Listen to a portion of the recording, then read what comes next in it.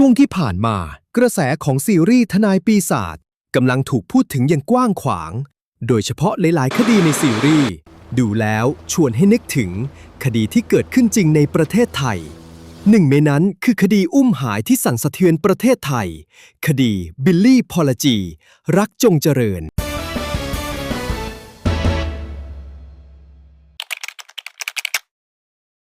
บิลลี่ชายชาวปากากยอธรรมดาคนหนึ่งที่เติบโตในผืนป่าแก่งกระจานพื้นที่ที่ชาวบ้านอาศัยอยู่มาหลายชั่วอายุคนบิลลี่ไม่ได้เป็นนักการเมืองไม่ได้เป็นดาราและไม่ได้มีอำนาจใดๆแต่สิ่งที่เขามีคือความพยายามช่วยชาวบ้านต่อสู้เพื่อสิทธิในที่ดินและวิถีชีวิตของตนเองเขาทำหน้าที่เป็นล่ามเป็นผู้ประสานงานและเป็นพยานสำคัญในคดีที่ชาวบ้านบางกลอยฟ้องร้องเจ้าหน้าที่รัฐกรณีเผาบ้านและยุ้งฉางของชุมชนในปี 2554 สำหรับชาวบ้านบิลลี่ไม่ใช่นักเคลื่อนไหวแต่เป็นปากเสียงที่ช่วยถ่ายทอดเรื่องราวของพวกเขาออกไปสู่โลกภายนอก 17 เมษายน 2557 วันที่เขาถูกทำให้หายไป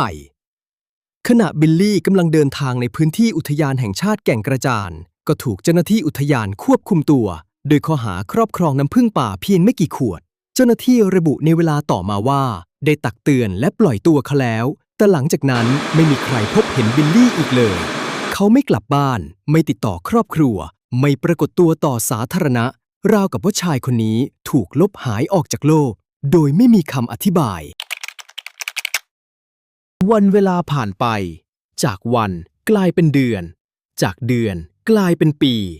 ครอบครัวและนักสิทธิมนุษยชนพยายามร้องเรียนต่อหน่วยงานต่างๆแต่ความคืบหน้าแทบไม่เกิดขึ้นหลายครั้งคดีดูเหมือนจะเดินเข้าสู่ทางตันกระทั่งปี 2561 กรมสอบสวนคดีพิเศษหรือ DSI รับคดีนี้เป็นคดีพิเศษและ1 ปีต่อมาสิ่งที่ไม่มีใครคาดคิดก็ถูกค้นพบ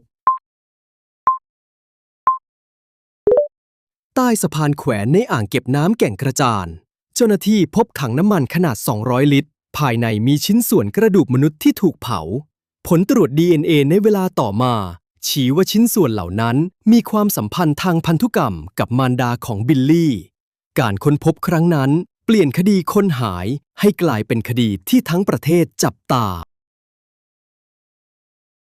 แม้ DSI จะรวบรวมพยานหลักฐานจำนวนมากและมีการออกหมายจับผู้ต้องหาแต่เมื่อคดีเข้าสู่ศาลคำถามสำคัญกลับไม่ใช่บิลลี่หายไปไหนแต่คือหลักฐานเพียงพอหรือไม่ในปี 2566 ศาลชั้นต้นพิพากษาจำคุกอดีตหัวหน้าอุทยาน 3 ปี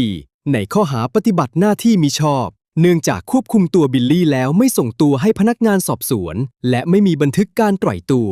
แต่ศาลยกฟ้องข้อหาฆาตกรรมโดยเห็นว่าพยานหลักฐานยังไม่เพียงพอที่จะระบุตัวผู้ลงมือสังหารได้นี่จึงกลายเป็นหนึ่งในคำถามที่ยากที่สุดของสังคมไทย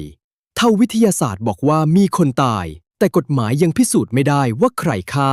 เราจะเรียกสิ่งนี้ว่าความยุติธรรมได้หรือไม่การหายตัวไปของบิลลี่ได้เปลี่ยนกฎหมายไทยไปตลอดกาลในปี